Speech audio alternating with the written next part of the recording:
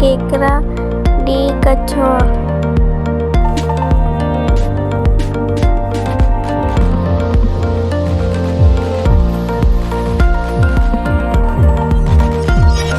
आपका सही जवाब है केकड़ा, जवाब सी।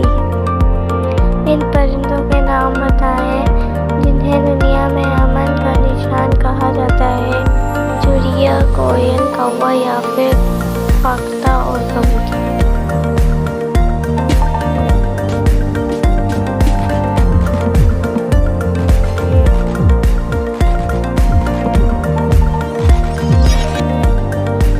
तो आपका सही जवाब है फाख्ता और कबूतर, जवाब डी।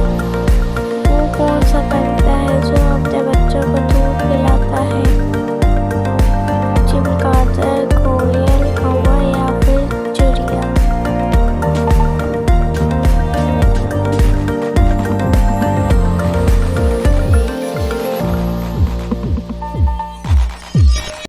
तो आपका सही जवाब है कि चमगादड़। अगर आपको हमारी वीडियो पसंद है तो इसे लाइक